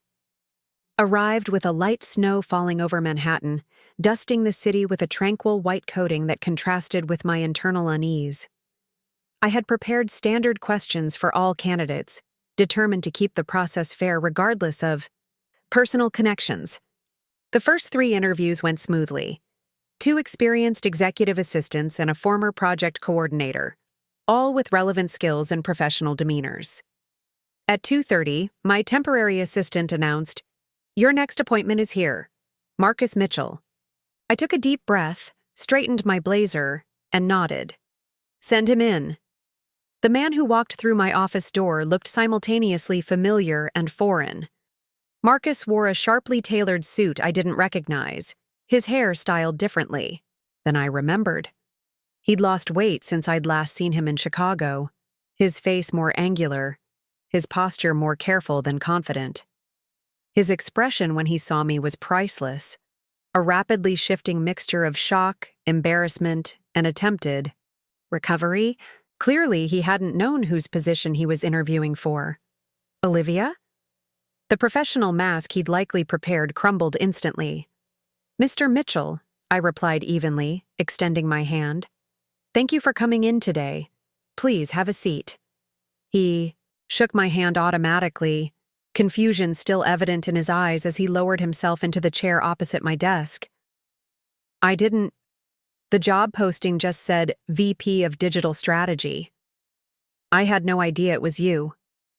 Archer has several VPs, I acknowledged, though I'm the only one in digital strategy. I gestured toward the window view of Manhattan. Quite a coincidence. Marcus's eyes darted around my executive office, taking in the trappings of success I'd achieved in the months since he'd last seen me. "You've done well for yourself," he said finally. "Vice President, that's impressive." "Thank you." I picked up his resume from my desk. "I'm curious, though. Your background is in account, management and business development. An executive assistant role seems like an unusual career direction." His cheeks flushed slightly. "The job market is tougher than I expected. I've been applying to marketing and account management positions for months, including several at Archer. This was the first interview invitation I received." The admission must have cost him something. Marcus had always been proud, particularly about his career achievements. To acknowledge struggling professionally, especially to me, indicated how significantly his circumstances had changed. "I see," I said. "And would you genuinely be interested in an administrative role, or is this simply a foot in the door?" He hesitated, clearly weighing whether honesty or diplomacy would serve him better. "Initially, it was just to get into Archer," he admitted.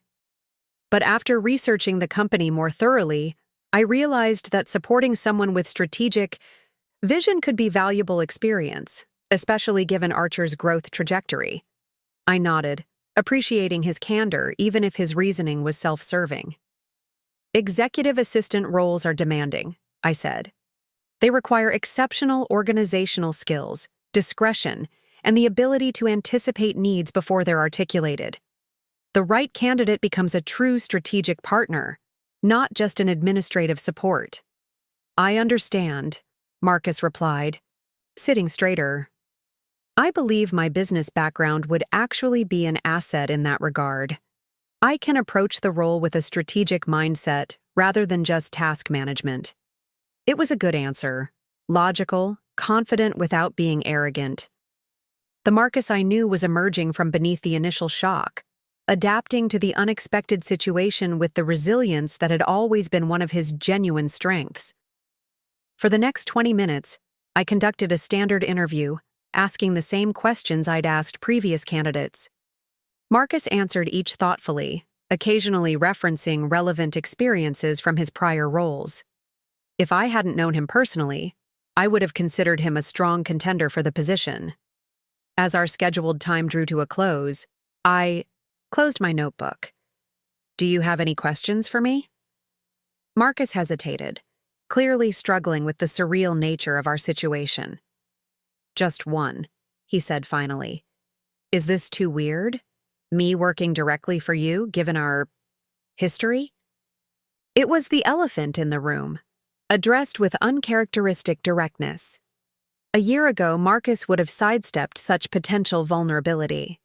Perhaps his recent challenges had fostered growth I hadn't given him credit for. "That's a fair question," I replied. "Professional boundaries would be essential, of course. Our personal history, both positive and negative, would need to remain separate from our working relationship." I paused, then decided complete honesty was appropriate. 6 months ago, it would have been impossible. But I'm not the same person who left Chicago, Marcus. My identity and confidence aren't defined by our family dynamics anymore. He nodded slowly, understanding the subtle shift in power that had occurred. Not just professionally, but personally. "For what it's worth," he said quietly, "I think I underestimated you. For a long time." The simple acknowledgement was perhaps the most genuine apology Marcus was capable of offering. I accepted it with a small nod. "Thank you for coming in today, Mr. Mitchell," I said, returning to professional formality as I stood and extended my hand again. "HR will be in touch regarding next steps in the process." Marcus rose, shaking my hand with a firmer grip than before. "Thank you for the opportunity, Ms. Mitchell." As he turned to leave, I found myself saying, "Marcus?" He paused at the door, looking back. "Regardless of the outcome of this particular position, don't sell yourself short. Your skills are valuable in the right context." A flicker of the brother I'd grown up with appeared in his slight smile. "Seems to run in the family," he replied, before stepping out into the reception area. After he left, I sat in silence for several minutes, processing the strange full-circle moment we'd just experienced. 6 months ago, I had been the one seeking approval and validation, while Marcus had held the power to disrupt my living situation with casual disregard. Now, he was the one hoping for an opportunity, while I sat in judgment of his professional value. Life's symmetry could be both poetic and disorienting. My final candidate interview concluded 30 minutes after Marcus left, leaving me with 5 qualified options for the executive assistant position. Under normal circumstances, I would have taken a day to review my notes, compare strengths and weaknesses, and make a decision based on objective criteria. But these weren't normal circumstances. I called Linda, needing an outside perspective. "Do you have time for a quick coffee?" 20 minutes later, we were seated in the small cafe on the mezzanine level of Archer Tower, away from the executive floors where conversations could too easily be overheard. "So your brother, the one who kicked you out and basically dismissed your capabilities, just interviewed to be your assistant without realizing you were the VP." Linda clarified, a hint of amusement in her voice. "That's either cosmic justice or the setup for a sitcom." "It's definitely unexpected," I agreed. "And now I don't know what to do. Professionally speaking, he's qualified. Overqualified, actually. But personally, it would be weird as hell," Linda finished for me. "Having your brother fetch your coffee and manage your calendar after he spent years treating you like his less capable little sister." When she put it that way, the situation did sound absurd. Yet something about simply dismissing Marcus's application felt wrong, like taking the easy way out of a complex situation. "There's also the fact that he genuinely needs a job," I said. "From what I gathered, things haven't been going well professionally. He and Emily moved to New York 3 weeks ago, hoping for better opportunities." Linda studied me over her coffee cup. "You know, most people in your position would enjoy the reversal. Maybe even use it as an opportunity for some well-deserved payback." "I'm not interested in revenge," I replied, surprising myself with how true the statement felt. That version of me, the one who might have wanted Marcus to suffer for not believing in me, she doesn't exist anymore. She didn't survive the move to New York. "So what are you interested in?" Linda asked. I considered the question carefully. Resolution, I suppose. Moving forward in a way that acknowledges what happened without being defined by it. Linda nodded slowly. "You've grown a lot in 6 months." "We both have, maybe." I recalled the moment of vulnerability in Marcus's admission that he had underestimated me. "The thing is, there's another candidate who's probably better suited for the role, Amelia Santos. Her background in executive support is extensive, and her references are stellar." "Sounds like you've made your decision," Linda observed. "Almost," I agreed. "There's just one more piece I need to figure out." Back in my office, I made 2 phone calls. The first was to James Wilson, requesting a brief meeting for the following morning. The second was to Erica in HR, informing her of my executive assistant selection and discussing an alternative placement for another candidate. By Wednesday afternoon, everything was arranged. I sent an email to Marcus requesting a follow-up meeting on Thursday at 11 a.m. His response came quickly, professional, prompt, with no indication of our personal connection. Whatever happened next, it seemed we had both committed to maintaining appropriate boundaries. Thursday morning found me unusually reflective. 9 months had passed since that morning in Chicago when Marcus had casually informed me I needed to find my own place. In that time, I had transformed from a junior strategist with self-doubt to a vice president with growing industry recognition. The narrative of my success had taken on an almost mythic quality among ambitious young professionals at Archer. The meteoric rise of someone who'd seized opportunity and exceeded every expectation. What that narrative missed, of course, were the moments of uncertainty, the late nights questioning my capabilities, the lonely weekends in a new city where my only identity was the work I produced. Success wasn't a straight line of triumphant achievements, but a messy, complicated journey of reinvention. At precisely 11 a.m., Marcus arrived for our meeting. His expression was composed but wary as my assistant showed him into my office. "Thank you for coming back in," I began, gesturing for him to take a seat. "I wanted to discuss the executive assistant position." Marcus nodded, his posture professional, but tense. "I appreciate the consideration. After careful review of all candidates, I've decided to offer the position to someone whose experience is more specifically aligned with the administrative requirements." I kept my tone gentle but matter-of-fact. "Your qualifications are impressive, Marcus, but ultimately not the best match for this particular role." A flicker of disappointment crossed his face, quickly masked. "I understand. Thank you for the opportunity to interview." In our childhood, this would have been the moment where Marcus would have become defensive or dismissive, protecting his ego by diminishing the importance of whatever he'd failed to achieve. The fact that he accepted the rejection with grace suggested growth I hadn't anticipated. "That said," I continued, "I did share your resume with James Wilson, CEO of Archer Media. He's been looking to expand the business development team focusing on strategic partnerships."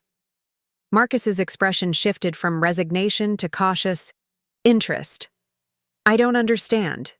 You have an MBA and experience in client relationship management. Those skills are valuable to Archer, just not in an administrative capacity." I handed him a folder. "Inside you'll find details about an associate director position in business development.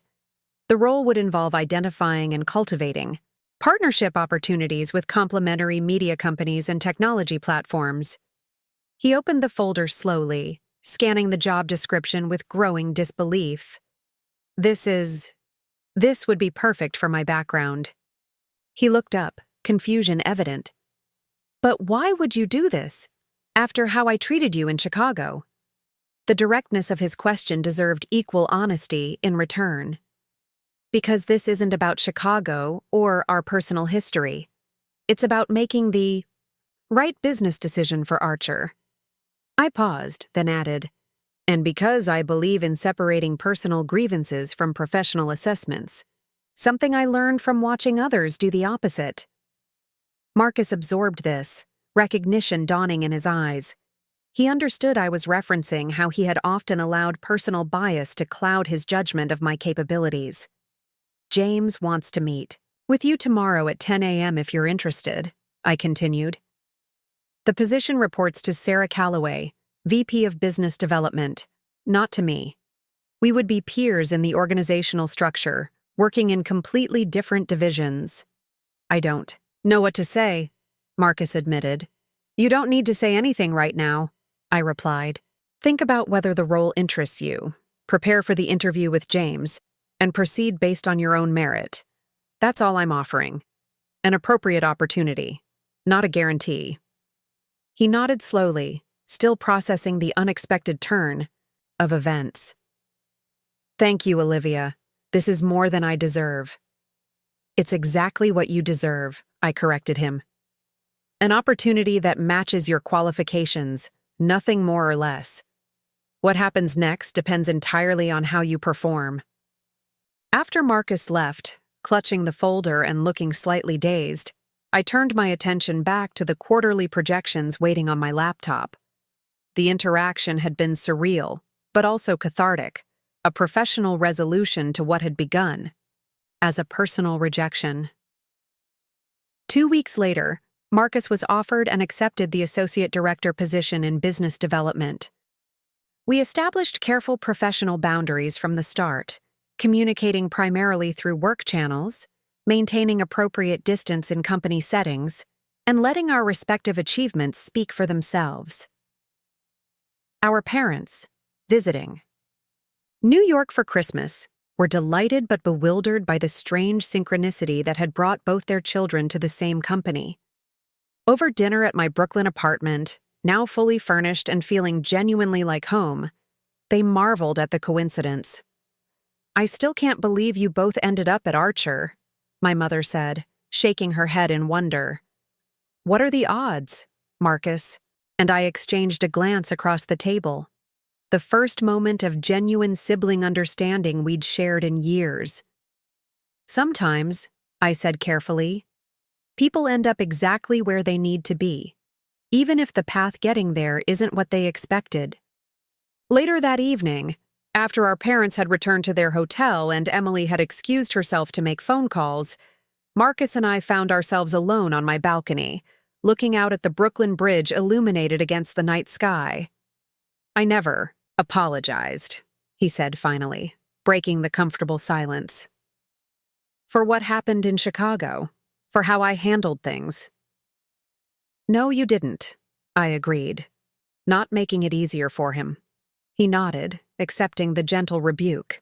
"I'm sorry, Liv. Not just for kicking you out, but for underestimating you for so long. For assuming I knew what was best for you. For not seeing what you were capable of." The apology was simple but genuine. No qualifications, no deflections, just straightforward acknowledgement. "Thank you," I said quietly. "That means something." We stood in silence for another moment, the city humming below us. 9 months had transformed not just our circumstances, but our fundamental understanding of each other.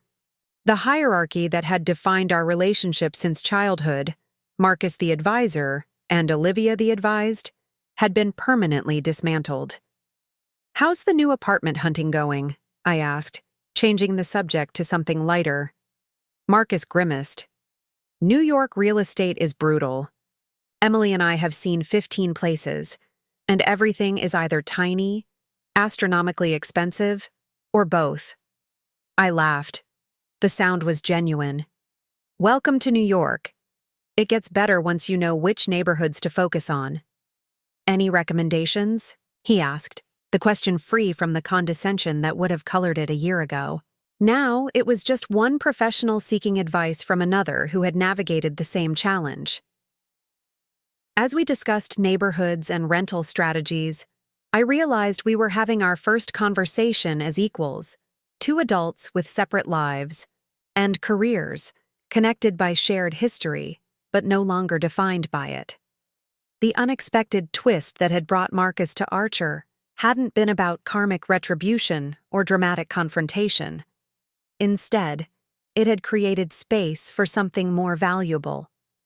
A recalibrated relationship based on mutual respect rather than outdated patterns. Neither of us was the person we had been in that Chicago apartment. Life had reshaped us both, him through humbling setbacks, me through accelerated success. The siblings who had once shared a living space divided by misunderstanding now worked for the same company, united by professional boundaries and the beginnings of a more authentic connection. Sometimes being kicked out of your apartment leads not just to a new address, but to a completely reimagined life, one where you discover strengths you never knew you possessed and forge connections you never thought possible, even with the person who once showed you the door. Spring in New York brings a particular energy, a collective emergence from winter's constraints into possibility and renewal. As I stood at the podium in Archer Media's largest conference room, looking out at the assembled crowd of industry, leaders, journalists, and company executives, that sense of renewal felt especially poignant. "Welcome to the official launch of Archer Interactive," I began, my voice steady and confident in a way that still occasionally surprised me. "Today marks not just the introduction of a new platform, but a fundamental reimagining of how audiences engage with digital content." The initiative I was introducing represented a year of intensive development, the evolution of the interactive platform that had launched my career at Archer into a comprehensive ecosystem that seamlessly integrated personalized content, community features, and creator tools. What had begun as a simple idea in a Chicago agency had blossomed into a flagship product with the potential to transform Archer's market position. James Wilson stood at the side of the room, arms crossed, observing with his characteristic intensity. Beside him was Robert Langford from Vertex, whose early faith in my strategic vision had opened doors I'd never imagined possible. In the second row sat Linda, now my equal as Vice President of Technical Development, her steady guidance having shaped the platform's architecture from concept to reality. And in the back, leaning against the wall in his characteristic stance, was Marcus. In the 10 months since joining Archer, he had established himself as a capable associate director, leveraging his relationship-building skills to secure several valuable strategic partnerships. We maintained professional boundaries at work, no special favors, no inside tracks, but had gradually rebuilt a personal relationship on more equal footing. The future of media isn't about passive consumption, I continued, advancing to the next slide in my presentation. It's about creating spaces where audiences become participants, where storytelling becomes collaborative, and where technology enhances rather than replaces human connection. For the next 30 minutes, I guided the audience through Archer Interactive's features, business model, and growth projections. The questions that followed were thoughtful and engaged, industry leaders recognizing the platform's potential to disrupt traditional media consumption patterns. As the event concluded and attendees broke into networking groups, James approached, with Robert Langford at his side. "Impressive launch," James said, his usual economy of words conveying genuine approval. "The industry response is exactly what we hoped for." Robert nodded in agreement. "The Vertex board is particularly pleased. With the subscription model projections, this could become a blueprint for our other media properties." He glanced at his watch. "I have another commitment, but we should discuss broader implementation at next week's task force meeting." After they departed, Linda joined me at the refreshment table, grabbing 2 glasses of champagne. "To Archer Interactive," she said, offering me one, "and to the woman who wouldn't take no for an answer." I smiled, accepting the toast. "To the team that made it happen. This was never a solo project. True, but it needed your vision to get off the ground." Linda glanced toward the back of the room where Marcus was engaged in conversation with Sarah Calloway, his boss in business development. "Your brother seems to be finding his footing." "He is," I confirmed. "Sarah says he's particularly good at identifying strategic synergies with potential partners. Apparently those relationship skills that made him popular in Chicago translate well to business development." Linda studied me with her characteristic perceptiveness. "You sound genuinely pleased for him." "I am," I realized, somewhat surprised by the authenticity of the feeling. "His success doesn't diminish mine. There's room for both of us to thrive here." That evening, I hosted a small celebration at my Brooklyn apartment for the core team that had developed Archer Interactive. After years of solitary focus on career advancement, I had finally begun cultivating a personal life in New York, friendships that extended beyond professional connections, a comfortable home that reflected my personality, even a tentative dating life when my schedule permitted.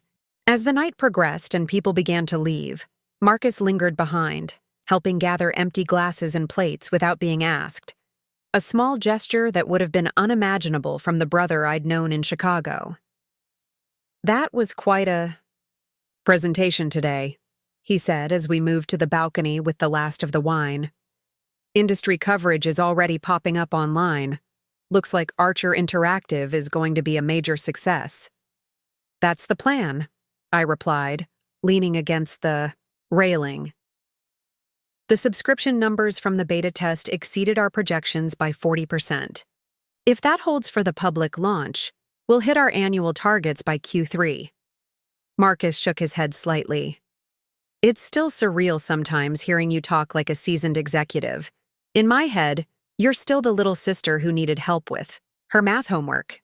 That little sister hasn't existed for a long time, I pointed out. Maybe she never really did.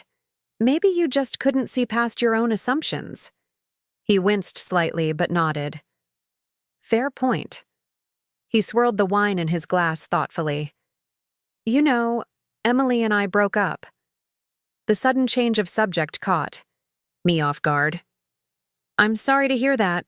What happened? Nothing dramatic. We just wanted different things. He looked out at the city lights. She expected Marcus, who had everything figured out, who was climbing the corporate ladder on schedule, who knew exactly where life was heading. That guy disappeared somewhere between Chicago and New York. The admission held a vulnerability I wasn't accustomed to hearing from my brother. And how do you feel about that? I asked. Relieved, mostly, he admitted. Trying to maintain that image was exhausting. Being knocked down a few pegs? It's been humbling, but also clarifying. I see things differently now. Like what? Like how much energy I wasted trying to control perceptions instead of creating actual value. Like how quickly professional friends disappear when your status changes. He turned to face me directly. Like how I treated you, taking credit for wisdom I hadn't earned and dismissing your potential because it didn't fit my narrative. The self-awareness in his words touched me more deeply than I expected. This was a Marcus I'd never known. Reflective, honest about his limitations, capable of genuine growth. For what it's worth, I said quietly, I think this version of you is a significant upgrade. He laughed, the sound softened by the night air. Thanks. Still very much a work in progress. We stood in companionable silence for a moment, the city humming below us. Exactly 1 year had passed since that morning in our Chicago apartment when he'd told me I needed to move out. The symmetry wasn't lost on either of us. I've been thinking about what you said, Marcus continued, the day I interviewed for the assistant position, about separating personal history from professional assessment. That perspective has changed how I approach everything at Archer. It's something I learned the hard way, I replied. When you've been underestimated based on personal bias, you become very conscious of not doing the same to others. He nodded, thoughtfully. Sarah mentioned you recommended me for the Amsterdam conference next month. I was surprised, given our agreement to maintain professional distance. It wasn't personal, I clarified. The conference focuses on international media partnerships. Your recent work with European publishers makes you logically qualified. It would be unprofessional not to recommend the most suitable person just because we're related. Still, thank you, he said. I won't squander the opportunity. As the conversation shifted to the details of the Amsterdam conference and potential European expansion, I was struck by how naturally we'd settled into this new dynamic. Colleagues, with shared professional interests, and siblings with a complex but evolving personal history. The journey from that Chicago apartment to this Brooklyn balcony had been transformative for both of us, though in dramatically different ways. My path had been a meteoric rise born of determination and strategic vision. This had been a humbling reassessment followed by gradual rebuilding. Yet somehow, despite the divergent routes, we had arrived at a more authentic connection than we'd ever managed in our previous lives. 3 weeks later, I was called into James Wilson's office unexpectedly. Robert Langford was there as well, both men looking unusually serious. Olivia, James began without preamble, we've been discussing Archer's international expansion plans, particularly in the European market where Archer Interactive has shown significant early adoption. I nodded, having reviewed the European user data just that morning. The UK and German markets are particularly promising. We're seeing subscription rates triple our initial projections. Precisely, Robert agreed, which is why we've made a strategic decision. He slid a folder across the desk. We're establishing a European headquarters in London to capitalize on this momentum. We need someone with both vision and tactical expertise to lead the initiative. I opened the folder to find a detailed proposal for a new position. Executive. Vice President of International Operations, based in London, but overseeing all European expansion efforts. This represents a significant promotion, James continued. You would have full P&L responsibility for the European division and a seat on Archer's executive committee. The role reports directly to me, with a dotted line to Robert for Vertex coordination. The opportunity was extraordinary, a chance to build something from the ground up with substantial resources and autonomy. Yet it also meant leaving New York, the city where I'd discovered my professional identity and finally begun creating a personal life I valued. This is unexpected, I admitted, and flattering. I'd need some time to consider. Of course, Robert said, but we'd need your decision within 2 weeks. The European launch timeline is aggressive. Back in my office, I sat at my desk trying to process this potential new chapter. London, Executive Vice President, building an international division from scratch. The professional challenge was exactly what I craved, the next logical step in a trajectory that had already exceeded my most ambitious dreams. Yet I also felt unexpected hesitation. The life I'd built in New York over the past year had value beyond career advancement, friendships, community, a sense of belonging I hadn't fully appreciated until faced with leaving it behind. My intercom buzzed. Ms. Mitchell, you're 3 o'clock. Appointment is here. I took a deep breath, setting aside the London proposal for later consideration. Whatever I decided, the choice would be mine alone, based not on others' expectations or limitations, but on my own authentic assessment of what I wanted from the next chapter of my life. 1 year ago, being forced out of an apartment had seemed like a crisis. Today, being invited to lead an international division felt like both an opportunity and a complex choice. The difference wasn't just in the circumstances, but in who I had become. Someone defined not by others' perceptions, but by her own capabilities, achievements, and increasingly her own terms. The woman who had once been dismissed as just someone's little sister now stood at the threshold of global leadership, weighing options that would have seemed impossible in that Chicago apartment. Whatever path I chose next would be neither reaction nor rebellion, but a deliberate step forward by someone who finally, completely, knew her own worth. The London opportunity consumed my thoughts for the next week. I created detailed pros and cons lists, researched neighborhoods and living costs, and had several follow-up discussions with James about the strategic vision for European expansion. The professional case was clear. This was a career-defining opportunity that aligned perfectly with my ambitions. Yet something held me back from immediate acceptance. On a rainy Saturday morning, I found myself walking through Brooklyn Bridge Park, watching Manhattan's skyline emerge and disappear through the fog. My phone buzzed with a text from Linda. Coffee? Need your input on something. 30 minutes later, we sat in our favorite cafe, rain pattering against the windows. Linda listened intently as I outlined the London offer. It sounds perfect for you, she said when I finished. So what's the hesitation? I'm not entirely sure, I admitted. Professionally, it's everything I could want. And personally, I stirred my coffee, considering. I finally feel like I belong here. I have friends, favorite places, routines that matter to me. Starting over in London would be challenging, Linda finished. But you've done it before, coming from Chicago, and succeeded spectacularly. That was different, I said. I was running away from something then. Now I'd be running towards something, but also leaving things I value behind. Linda studied me thoughtfully. The difference is that now you have a choice, a real one. Before, circumstances forced your hand. Her observation crystallized something I'd been circling, the profound difference between decisions made from desperation and those made from a position of strength. 1 year ago, I'd had no choice but to leave Chicago and reinvent myself. Now, I had options, connections, and the luxury of choosing my path forward. My parents called that evening, their faces filling my laptop screen from their Arizona home.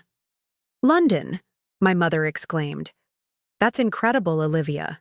Though so far away, I haven't decided yet," I reminded her. "It's a big step." "You should take it," my father said firmly. "Opportunities like this don't come along often." My mother nodded in agreement. "We're so proud of you, honey. Who would have thought a year ago that you'd be considering an executive position overseas?" Their pride was genuine, if somewhat bewildered. They still didn't fully understand the transformation I'd undergone or the level of responsibility I now held. In their minds, I remained their somewhat cautious younger child who had suddenly, mysteriously blossomed. "Have you told Marcus about the offer?" my father asked. "Not yet," I replied. I wanted to process it myself first. After we hung up, I found myself pondering that question. Why hadn't I mentioned the opportunity to Marcus? We'd established a more honest relationship over the past months, occasionally meeting for dinner or coffee outside of work. Yet, I'd hesitated to share this potential development with him. The answer came unexpectedly during my Monday morning commute. As the subway rumbled beneath the East River, I realized I hadn't told Marcus because his opinion no longer factored into my decision-making process.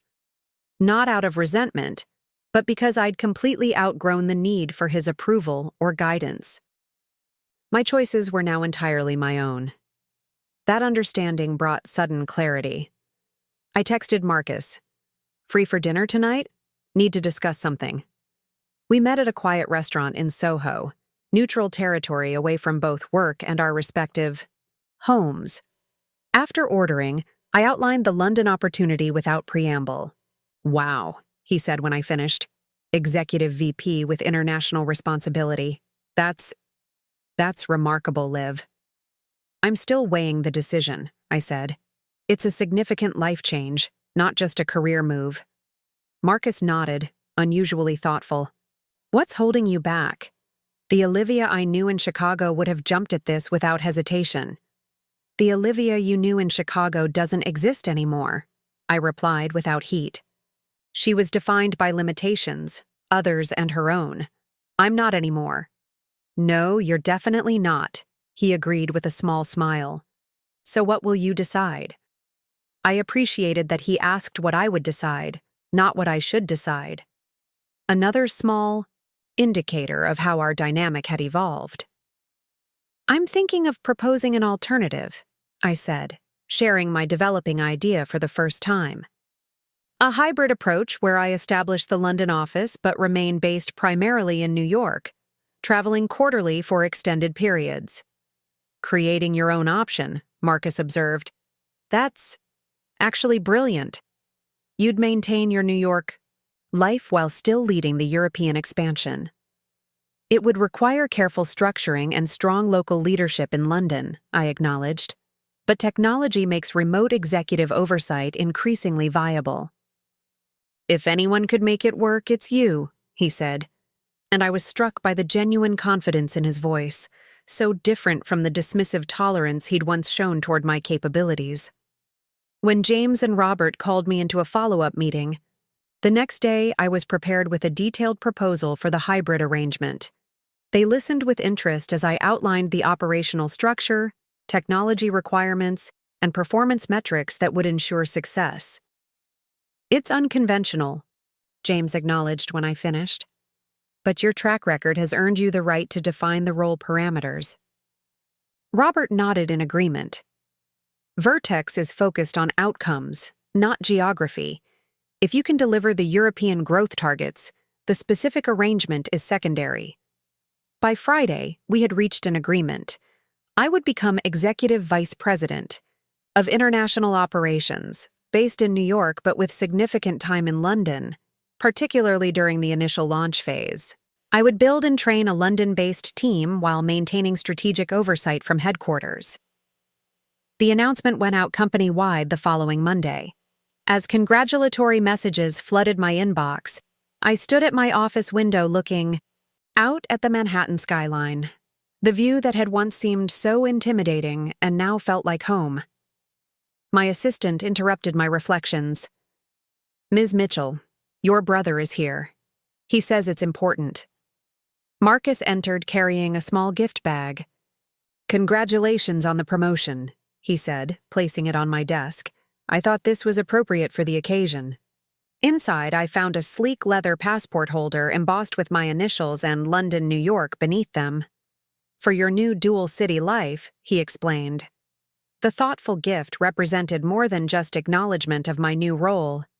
It symbolized acceptance of the path I'd carved for myself, a path different from anything he might have envisioned for me, but undeniably successful on its own terms.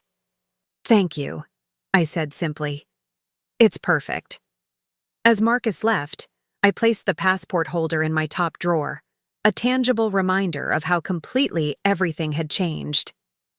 18 months ago, I had been evicted from an apartment, facing an uncertain future with limited options. Today, I was creating new arrangements within a global company, defining success on my own terms. The journey from that Chicago apartment to this executive office hadn't been simple or straightforward. It had required courage, reinvention, and willingness to bet on my own capabilities when few others would.